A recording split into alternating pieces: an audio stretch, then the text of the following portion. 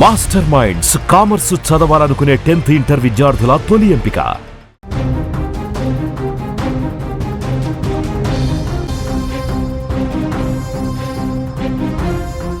War zone breaking news అందుతుంది. పశ్చిమాసియాలో ఒక టెన్షన్ వాతావరణం కనిపిస్తోంది. ఇరాన్ను అమెరికాను వణికించేసిందని చెప్పాలి.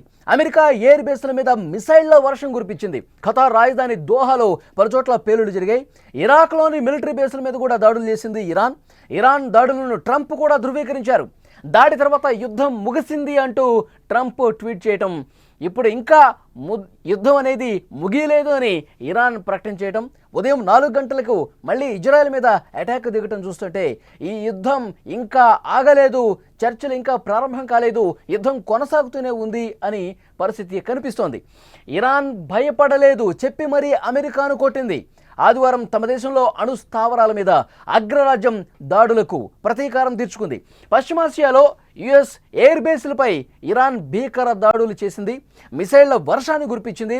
అమెరికా వైమానిక సైనిక స్థావరాల లక్ష్యంగా బాలిస్టిక్ క్షిపణులతో దాడులకు పాల్పడింది. ముఖ్యంగా ఖతార్ రాజధాని దోహా శివార్లో ఉన్న అల్ ఉదీద్ ఎయిర్ బేస్పై ఇరాన్ క్షిపణులతో దాడులకు తెగబడింది. అల్ ఉదీద్ పశ్చిమాసియాలోనే అతిపెద్ద అమెరికా సైనిక స్థావరం. అక్కడ దాదాపు 10,000 మంది అమెరికన్ సైనికులు ఉన్నారు. ఇరాన్ దాడులతో దోహా ప్రజలు భయంతో పరుగులు పెట్టారు. ఇరాక్లోని మిలిటరీ బేసుల మీద కూడా ఇరాన్ అటాక్ చేసింది.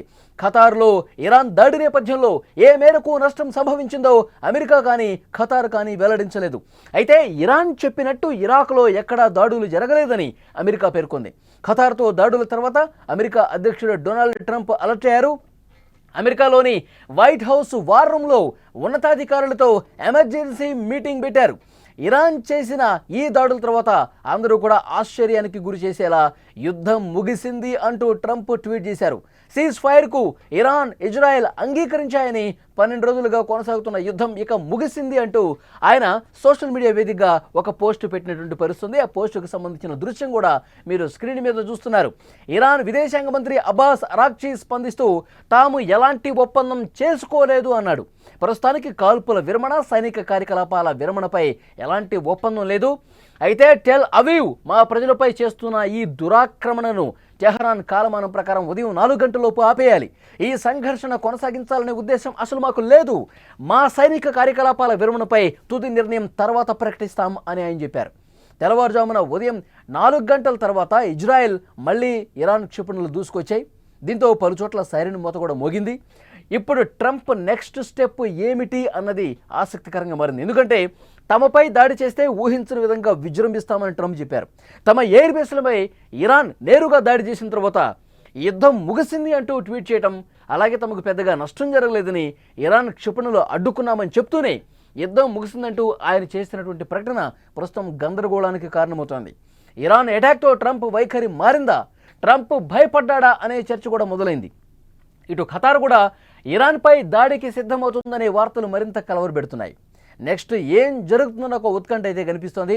ఎప్పుడైతే ఇరాన్ ఒక అటాకింగ్ మోడ్లో ముందుకు పోయిందో, ముఖ్యంగా అమెరికా ఆర్మీ బేస్ క్యాంపుల మీద ఖతార్లో కావచ్చు, లేదా ఇరాక్లో ఇరాన్ చేసినటువంటి దాడితో ఒక్కసారిగా ట్రంప్ భయపడ్డ పరిస్థితి ఉందని చర్చ జరుగుతుంది. ఈ దాడి తర్వాత, ఈ ఆర్మీ బేస్ క్యాంపుల మీద దాడి చేసిన తర్వాత, ఖతార్లో, ఇరాక్లో ఇరాన్ చేసినటువంటి దాడి తర్వాత ఉన్నతాధికారులతో వెంటనే ఒక సమావేశం ఏర్పాటు చేశారు ట్రంప్.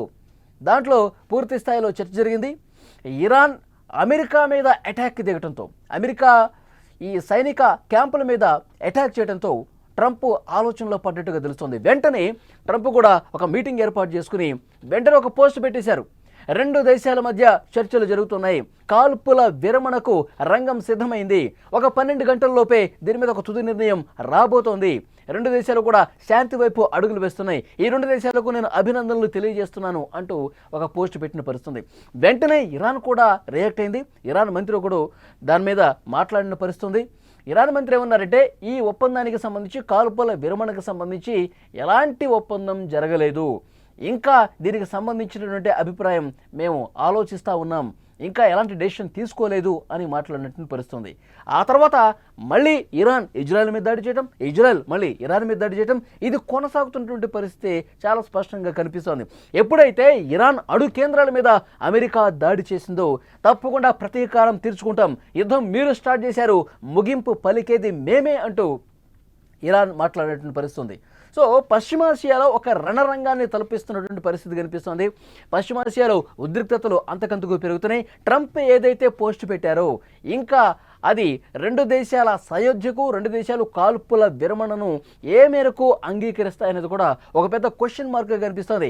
ట్రంప్ భయపడ్డాడని చర్చ కూడా ఒకవైపు జరుగుతుంది. ఎందుకంటే అమెరికా బేస్ క్యాంప్ మీద గల్ఫ్ కంట్రీస్లో ఉన్నటువంటి అమెరికా సైనిక కార్యకలాపాలు నిర్వహించేటటువంటి క్యాంప్స్ ఏవైతే ఉన్నాయో ఖతార్లో, ఇరాక్లో, నిన్న సిరియాలో ఆ క్యాంపుల మీద పెద్ద ఎత్తున దాడి చేసింది. ఖతార్లో ఉన్నటువంటి క్యాంపు 10,000 మంది అమెరికా సైనికులు ఉంటారు. సో దాని మీదే దాడి చేయడంతో అమెరికా కొంత ఆందోళన వ్యక్తం చేసిన పరిస్థితి కనిపిస్తుంది. హుటాహుటిన ఒక ఎమర్జెన్సీ మీటింగ్ కూడా ట్రంప్ పెట్టుకున్నాడు. ఆ మీటింగ్లో చాలా స్పష్టంగా రెండు దేశాలకు సంబంధించిన ఉన్నతాధికారులతో అమెరికాలో ఉన్నటువంటి అధికారులు మాట్లాడినట్టుగా తెలుస్తుంది. సీజ్ ఫైర్ చేసే విధంగా నిర్ణయం తీసుకోవాలి అని చెప్పి ఒత్తిడి పెట్టినట్టుగా తెలుస్తోంది. ఆ తర్వాతే ఆయన పోస్ట్ పెట్టారు. ఒక శుభ పరిణామం జరగబోతోంది. 13 రోజులుగా జరుగుతున్నటువంటి యుద్ధం ఎండ్ కార్డు పడే దిశగా చర్చలు జరుగుతున్నాయి. ఇప్పుడు ఇరాన్ నిర్ణయం తీసుకోవాల్సినటువంటి అవసరం ఉంది.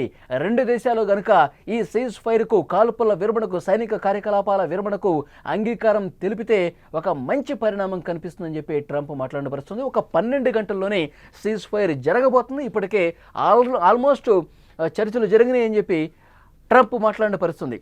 కానీ పరిస్థితులు చూస్తే అలా కనిపించట్లేదు. ఇరాన్ ఎక్కడా కూడా మేము వెనక్కి తగ్గము, ఇంపార్టెంట్గా ఉన్నటువంటి ఒక 3 అణు కేంద్రాల మీద ఎప్పుడైతే అమెరికా దాడి చేసిందో, B2 బంకర్ బ్లాస్టర్లతో దాడి చేసిందో మేము తీవ్రంగా నష్టపోయాం. ఈ నష్టాన్ని ఏదో రకంగా మేము పూడ్చుకోవాల్సినటువంటి అవసరం ఉంది. ఇరాన్ ప్రజల ఆత్మస్థైర్యాన్ని ఇలాంటి దాడులు దెబ్బ తీయవు, మేము దెబ్బకి దెబ్బ కొడతామంటూ పెద్ద ఎత్తున విజువల్స్లో మీరు చూస్తున్నారు. ఈరోజు ఉదయం 4 గంటలకి సీజ్ ఫైర్ జరుగుతుందని చెప్పినా కానీ ఎక్కడ ఎవరు దీన్ని పాటించని పరిస్థితే కనిపిస్తుంది. ఇంకా ఉద్రిక్తతలు పెరుగుతున్నాయి. బాలిస్టిక్ క్షిపణులతో పెద్ద ఎత్తున దాడులు చేస్తోంది ఇరాన్. అటువైపు నుంచి కూడా ఇజ్రాయెల్ వైపు నుంచి పెద్ద ఎత్తున దాడులు జరుగుతున్నాయి. ఏదైతే అణు కేంద్రం ఉందో, ఫోర్డో అణు కేంద్రం వెళ్ళేటువంటి దారులన్నీ కూడా పూర్తిగా మరొకసారి ధ్వంసం చేసే ప్రయత్నాలు ఇజ్రాయెల్ చేస్తూ ఉంది. సో ప్రస్తుతం అయితే పరిస్థితులు ఇంకా కొంత నిలకడగా కొనసాగే పరిస్థితి అయితే కనిపించట్లేదు. ఎందుకంటే రెండు దేశాలు కూడా ఇంకా మిసైళ్ల వర్షం కురిపించుకుంటూనే ఉన్నాయి, బాంబుల వర్షం కురుస్తూనే ఉంది. ట్రంప్ చేసినటువంటి ప్రకటనకు సంబంధించి ఈ సీజ్ ఫైర్ ఎప్పట్లోగా జరుగుతుంది, మళ్ళీ ఏమైనా చర్చలు సానుకూలంగా జరిగే పరిస్థితి ఉందా, దీని మీదే అంత చర్చ నడుస్తోంది. ఇరాన్ ఎక్కడా భయపడ్డట్టు పరిస్థితి కనపట్లేదు. అమెరికాను చెప్పి మరీ దెబ్బ కొడుతోంది. దీని మీద కూడా ట్రంప్ స్పందించారు. మీరు చెప్పి దాడులు చేస్తూ ఉన్నారు, దానికి ధన్యవాదాలు అంటూ వ్యంగ్యంగా మాట్లాడిన పరిస్థితి కూడా ఉంది. ఎందుకంటే ఖతార్ మీద ఎప్పుడైతే అక్కడ అమెరికా ఆర్మీ బేస్ క్యాంప్ మీద దాడి చేస్తుందో ఇరాన్, అప్పటికే ఒక అరగంట ముందే ఖతార్కి ఇన్ఫర్మేషన్ ఇచ్చింది, మేము మీ దేశంలో ఉన్నటువంటి అమెరికా ఆర్మీ బేస్ క్యాంప్ మీద మేము దాడి చేస్తున్నామని చెప్పి మరి అక్కడ దాడులు చేయడాన్ని ట్రంప్ ఈ విధంగా పెట్టినటువంటి పరిస్థితి ఉంది. అయితే ట్రంప్ ఈ కాల్పుల విరమణ జరుగుతుంది అని చెప్పిన తర్వాత కూడా పూర్తి స్థాయిలో రెండు దేశాలు దీన్ని పాటించని పరిస్థితి కనిపిస్తోంది. యుద్ధం ఇంకా ముందుకే సాగుతున్నటువంటి సిచ్యువేషన్ కనిపిస్తుంది. మేము దెబ్బకి దెబ్బ కొట్టాల్సిందే అంటూ ఖమేనీ మాట్లాడుతూ ఉన్నారు. ఒకవైపు ఇజ్రాయెల్ గత 4-5 రోజులుగా చెప్తానుంది, ఖమేనీ అంత ముందిస్తేనే ఈ యుద్ధం ఆగుతుంది అని చెప్తా ఉన్నారు. కానీ ఖమేనీ ఒక బంకర్లో ఎవరికీ తెలియనటువంటి ప్లేస్లో ఉన్నారు. అక్కడి నుంచే కార్యకలాపాలన్నీ చెప్తా ఉన్నారు. తమ సైనిక ఉన్నతాధికారులకు అక్కడి నుంచే డైరెక్షన్ ఇస్తూ ఉన్నారు.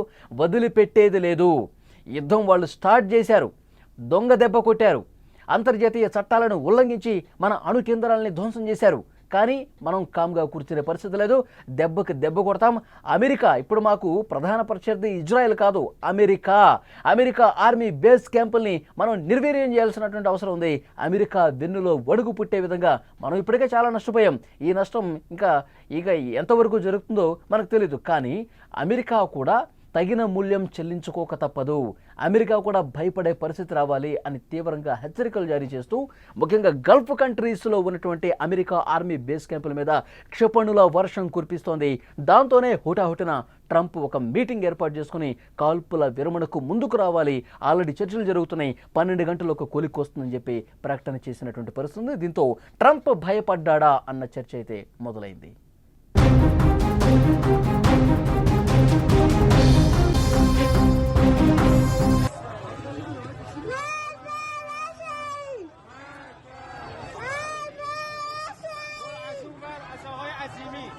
الله أكبر الله أكبر